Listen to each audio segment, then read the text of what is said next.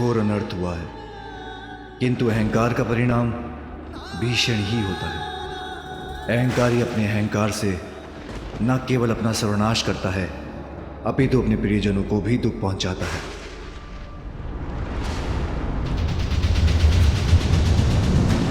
अनर्थ, घोर अनर्थ हुआ है ये। इतनी अल्पायु में इतने कोमल सुकुमार पार्वती पुत्र का इतना भयंकर अंत हुआ है। कितना अपार कष्ट हुआ होगा उसे। और अब देवी पार्वती पर क्या बीतेगी। माता का दुख तो मुझे भी व्याकुल कर रहा है। देवी पार्वती, तुम्हें होने वाली अपार पीड़ा की कल्पना मात्र से ही अत्यंत दुखी हूँ।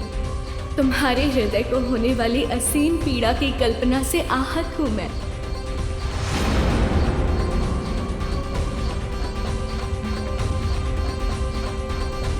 आज देवताओं ने घोर अपराध किया है। अपने दम के कारण एक अबोध बालक से संघर्ष कर उसे इस अवस्था में पहुंचा दिया। अपने इस कृत्य के लिए देवताओं को दंड अवश्य मिलेगा। ये क्या अनर्थ कर दिया आपने। आप तो देवराज हैं, आपको तो स्थिति संभालनी चाहिए थी, किंतु आपने तो अग्नि में खिंच डालने का ही कार्य किया, जिसका परिणाम इतना भयंकर हुआ। ये उचित नहीं किया आपने। जो हुआ वो अनुचित था। सभी सीमाओं का उल्लंघन किया है आप देवताओं ने। उसका परिणाम आप सभी को भुगतना ही होगा। असत्य है ये, असंभव है। ऐसा कदापि नहीं हो सकता देवी। यही सत्य है।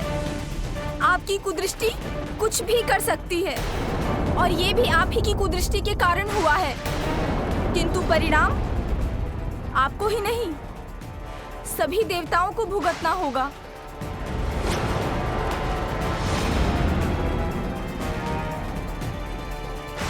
देवताओं और उनके साथ साथ समस्त संसार पर इस घटना का क्या प्रभाव होगा, ये कौन कह सकता है। इन दियों का स्वतः ही बुझ जाना किसी बड़े अशुभ का संकेत क्यों प्रतीत हो रहा है मुझे। वायु के तेज झोंके से बुझ गए ये सारे दीपक पार्वती। और क्या, इतनी कठिनाइयां, इतने कठोर तप के बाद तुम्हें तुम्हारा पुत्र प्राप्त हुआ, तो तुम्हारा चिंतित होना स्वाभाविक है। परंतु ये चिंता व्यर्थ ही है। इस चिंता को त्याग दो।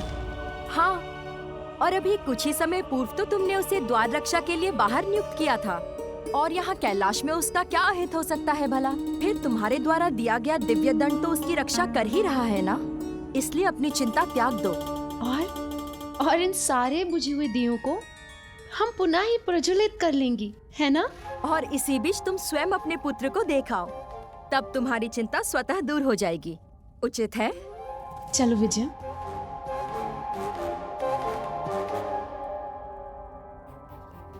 मेरा हृदय कंपित हो रहा है, मन शांति नहीं हो रहा, जैसे कि किसी अज्ञात व्यथा ने घेर लिया हो मुझे, जिससे मैं मुक्ति नहीं हो पा रही हूं।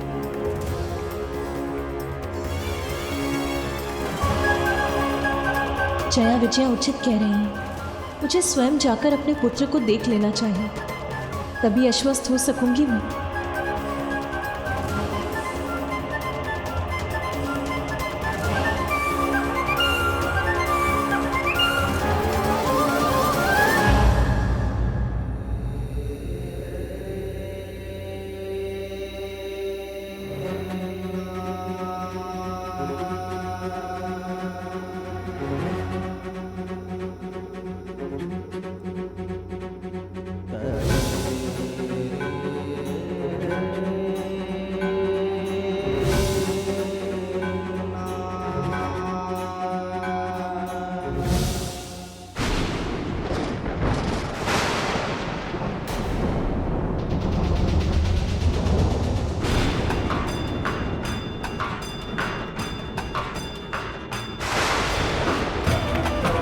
प्रतीत होता है कि इस घटना को देखकर देवी लक्ष्मी और देवी सरस्वती का क्रोध जागृत हो गया और वो कुपित होकर यहीं आ रही है।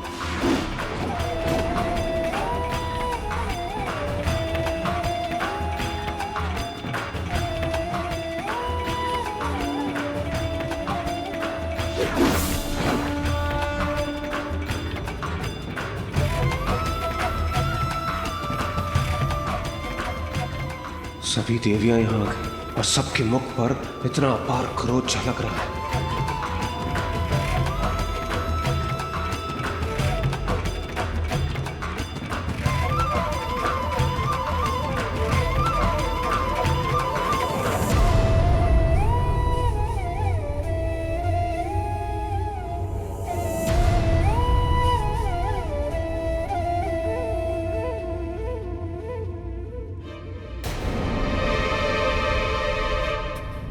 मेरे अनुसार नेत्र पिता के हैं, किंतु इनकी सौम्य और मन भावन मुस्कान आपकी है देवी पार्वती।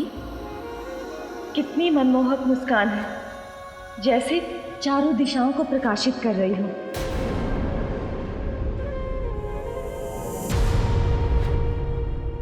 अब मन शांत हो गया आप सभी देवताओं का?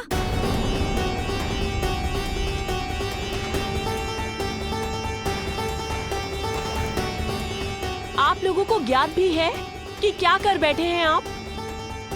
जानते हैं ये बालक कौन था?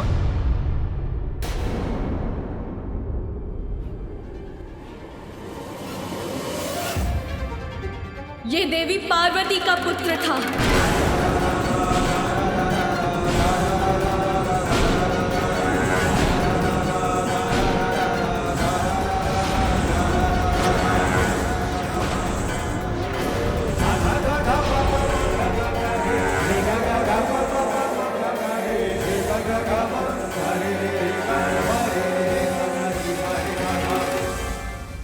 माता पार्वती का पुत्र? ये कैसे संभव है?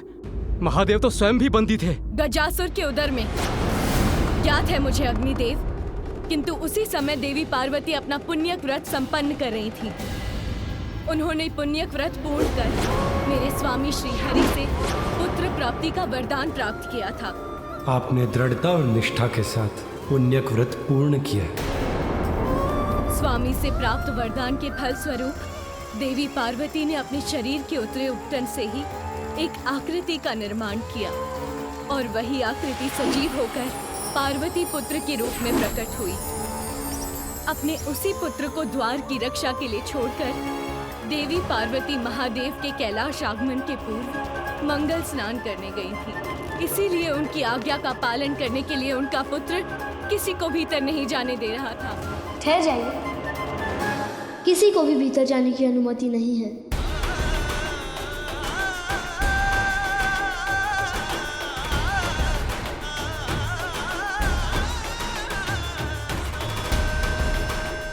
किंतु आप सभी ने देवता होते हुए भी इतनी सी बात को इतना बड़ा बना दिया कि उस बालक को अपने प्राणों से ही वंचित होना पड़ गया।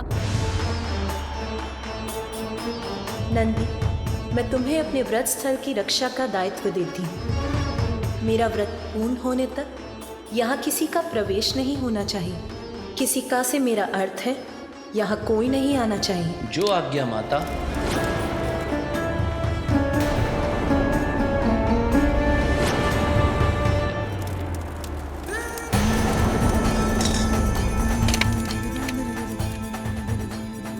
देवी पार्वती के पुत्र का अंत हुआ। बहुत ही बड़ा अनर्थ हो गया हम सबसे। जो हुआ वो अनर्थ था, किंतु जो अब होने जा रहा है उसका आप सब अनुमान भी नहीं लगा सकते।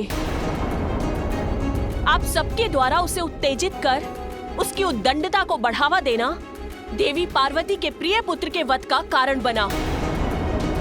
आप सभी देवता इसके दोषी हैं और शीघ्र ही देवी पार्वती यहाँ अवश्य पहुंचेंगी। और जब यहाँ पहुंचने पर उन्हें ज्ञात होगा कि इतने वर्षों की कठोर तपस्या के बाद जिस पुत्र की उन्हें प्राप्ति हुई थी, आप लोगों से युद्ध में उसका अंत हुआ है, तो उनकी क्रोधाग्नि जागृत होगी। तब उसके भीषण परिणाम का सामना आप सभी कैसे कर पाएंगे? बोलिए देवराज।